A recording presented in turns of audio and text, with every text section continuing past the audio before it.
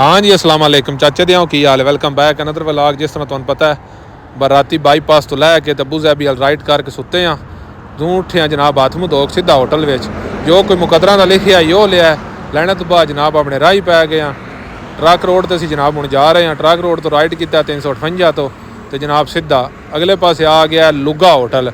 लुगे hotel तो मैं क्या जट ब्रेका मारने इतने पार्किंग भी बड़िया मुकदरा न लभदी अल्लाह किया लाभ की पार्किंग जनाब अंदर आया इंडियाने दी होटल है। इतों जनाब फिर माल पानी च आया। माल पानी चाने तो बाद जनाब बाहर निकलिया तो बहुत ज़्यादा सख्त गर्मी है। मैं क्या टायरों का तो केड़ा कसूर है। फिर जनाब उठ के राह पै गया तो 3 किलोमीटर बार्डर रह गया। सिर्फ 3 किलोमीटर अलवईदा वाला ब्रिज है। यह जनाब अल्लाह का शुक्र है असी कच्चे सिले पुराने सिले आ गए हैं। पुराने सिले आए हैं तो इतने जड़ सारा सुते हैं। उठे हैं जनाब राती को लंगर पानी च आया। लंगर पानी चाने तो बाद एंट्री करनी है बार्डर पर। माड़ा चंगा कोई सुक्का माल लिया क्योंकि फ्रिज अपने में है को ना ते अंदर आ गए हैं। तो अबू ज़ैबी मोहर लवा के इंशाल्लाह मिलते हैं सुबह। अल्लाह हाफिज़। पाकिस्तान जिंदाबाद।